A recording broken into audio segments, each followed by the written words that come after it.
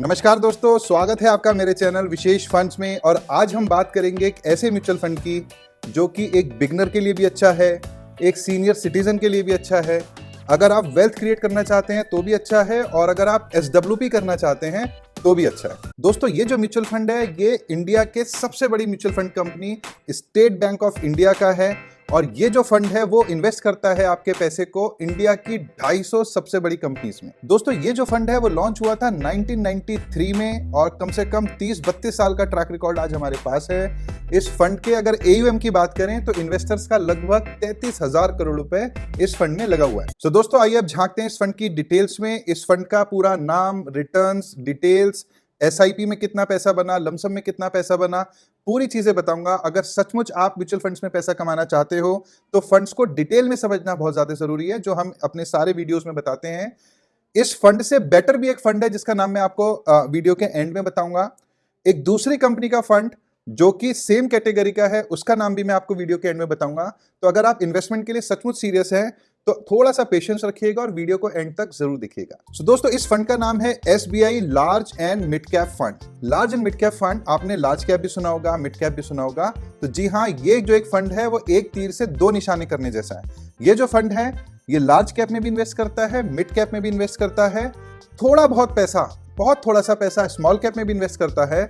और जिस समय पे मार्केट डाउन होती है उस समय पे ये फंड अगर चाहे तो 30% तक का पैसा डेट्स में भी, यानी गवर्नमेंट बॉन्ड्स, कॉर्पोरेट बॉन्ड्स, इस तरीके के जो फिक्स्ड इनकम इंस्ट्रूमेंट्स हैं वहां पे भी आपके पैसे को इन्वेस्ट कर सकता है। आप अगर एक नए इन्वेस्टर हैं, आप चाहते हैं कि भाई मैं इंडिया की 250 सबसे बड़ी कंपनीज में इन्वेस्ट करूं, तो एक लार्ज कैप फंड अलग से और एक मिड कैप फंड अलग से लेने की बजाय आप इस तरीके के फंड में इन्वेस्ट कर सकते हैं। और क्यों ये फंड दूसरे फंड से बेटर है, आइए अब मैं आपको वो समझाता हूं। तो देखिए, सबसे पहले आपके सामने आपको स्क्रीन पे दिख रही होगी इसकी एलोकेशन स्ट्रेटेजी। लार्ज कैप में मिनिमम 35%, मैक्सिमम 65%। उसके नीचे मिड कैप है, मिड कैप में भी मिनिमम 35%, मैक्सिमम 65%। ठीक है। उसके नीचे आपको दिख रहा होगा अदर इक्विटीज, यानी स्मॉल कैप। ठीक है, वहां पे अप टू 30% तक भी इन्वेस्टमेंट कर सकता है। ठीक है। उसके नीचे आपको 3 कैटेगरीज दिख रही हैं, REITs एंड INVITs। ठीक है, डेट इंस्ट्रूमेंट्स और मनी मार्केट इंस्ट्रूमेंट्स। तो जो इनमें रिस्क है वो आप देखो मीडियम, फिर उसके बाद लो। तो यानी ये लो रिस्क कैटेगरीज में भी आपका अप टू 30% पैसा इन्वेस्ट कर सकता है। ठीक है।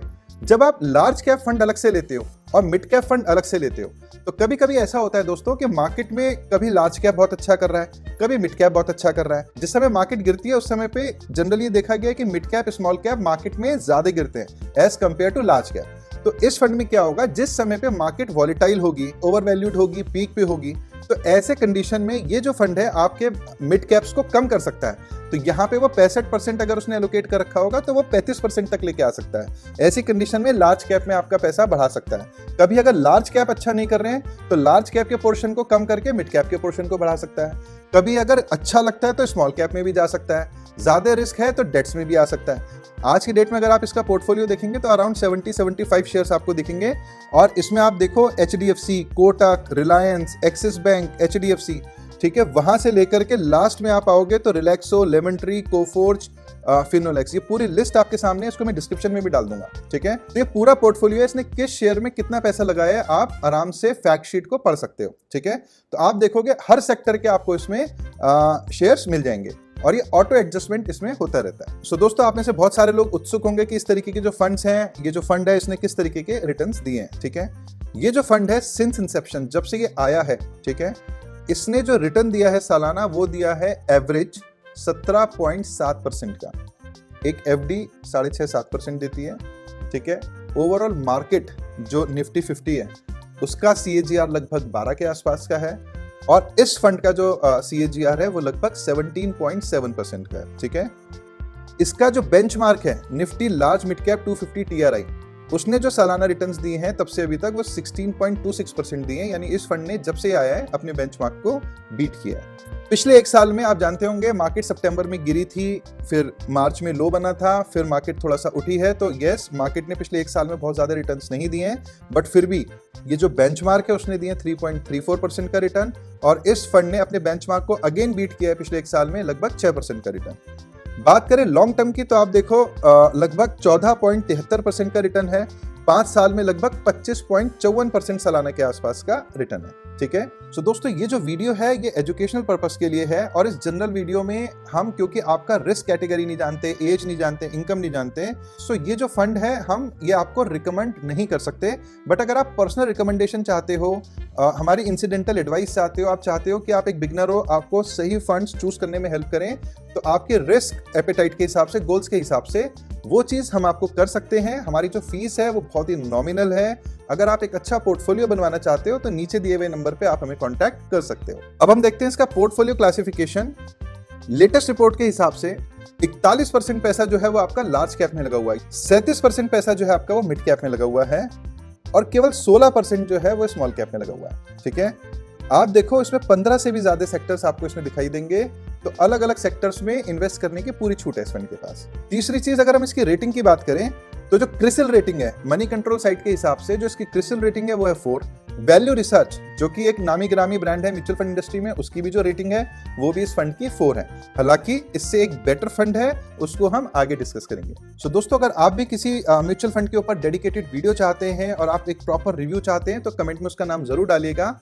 जिस म्यूचुअल फंड में सबसे ज्यादा कमेंट्स आएंगे उस पर हम डेडिकेटेड वीडियो जरूर बनाएंगे। अब अगर आपने 10,000 रुपए इन्वेस्ट किए होते इस फंड में 2005 में, तो वो कितने बन गए होते, और 10 साल पहले आपने अगर SIP करी होती इस फंड में 1,000 रुपए की, तो वो कितनी बन गई होती, आइए वो देखते हैं। सो दोस्तों, जैसा कि स्क्रीनशॉट आपके सामने है, अगर आपने 10,000 रुपए डाले होते इस फंड में 25 मई 2005 को, यानी आज से 20 साल पहले, तो वो 10,000 रुपए बन गए होते लगभग 2,69,000, मोटा मोटा 2,70,000 रुपए आप मान सकते हो। ठीक है, वहीं अगर आपने SIP करी होती आज से 10 साल पहले, यानी 2015 में केवल 1,000 रुपए पर मंथ की आपने SIP करी होती, तो इन 10 सालों में जो पैसा आपका जमा होता वो होता 1,20,000, और आज की डेट में वो बन गया होता 2,99,000।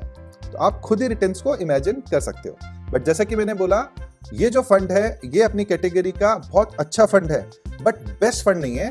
सो इसके लिए आपको चैनल पे best large and mid cap fund का एक वीडियो मिल जाएगा, वहां पे हमने इस कैटेगरी के जो बेस्ट फंड्स हैं उनको कंपेयर किया है। बट मैं आपको बता दूं, जो फंड मुझे इस कैटेगरी में ज्यादा पसंद है वो है ICICI का large and mid cap fund.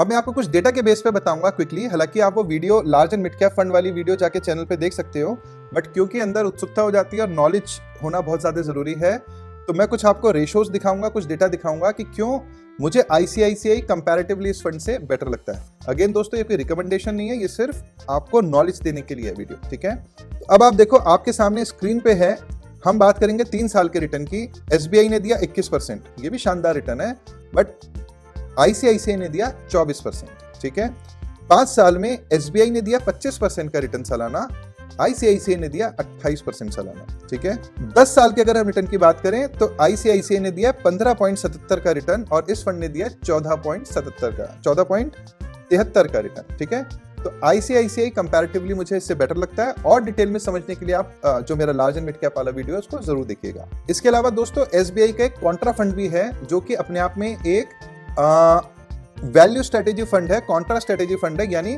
जो शेयर्स मार्केट में आज कम वैल्यू पे अवेलेबल हैं उनको पिक करता है, और वो भी जो फंड है उसमें भी लार्ज, मिड, स्मॉल तीनों कैटेगरी में इन्वेस्टमेंट होता है। उस फंड को भी आप स्टडी करिए जाके। SBI कॉन्ट्रा फंड का जो हमारा वीडियो है आपको लिंक डिस्क्रिप्शन में भी मिल जाएगा, आई बटन में भी मिल जाएगा, और आप चैनल पे भी जाके सर्च कर सकते हो। अब बात करते हैं रिस्कोमीटर की। सो जो इक्विटी फंड्स होते हैं उसमें आपका कम से कम 65% पैसा जो होता है वो शेयर मार्केट में लगता है, तो थोड़ा सा आपको पेशेंस रखनी पड़ेगी। और जहां बात हो रही है पेशेंस की, तो वहीं इन्वेस्टमेंट हराइजन लोग पूछते हैं कि इस तरीके के फंड्स में क्या मैं 1 साल के लिए इन्वेस्ट कर दूं, 2 साल में कितना पैसा बनेगा। तो दोस्तों, अगर आप इस तरीके के फंड्स में इन्वेस्ट कर रहे हो तो कम से कम 8 से 10 साल सोच के आओ, कम से कम भी 5 साल तो जरूर सोच के आओ। ठीक है, इस तरीके के रिटर्न्स भारत की सबसे बड़ी कंपनीज में जब हमने इन्वेस्ट करके पाए हैं, तो ये चीज समझ में आती है कि एक अच्छा कॉर्पस, चाहे हम अपने रिटायरमेंट के लिए बना रहे हो, चाहे हम अपने बच्चों की पढ़ाई के लिए बना रहे हो, चाहे हम पर मंथ विड्रॉल करके SWP करना चाहते हो, इस तरीके के जो फंड्स हैं, इस कैटेगरी के जो फंड्स हैं, उसको हम कंसिडर कर सकते हैं। वो एक इंटरेस्टिंग बेट है। ठीक है, सो दोस्तों, फाइनली इस वीडियो को एंड करने का समय आ गया है। म्यूचुअल फंड्स में अगर आप इन्वेस्टमेंट करते हैं, so mutual fund investments are subject to market risk.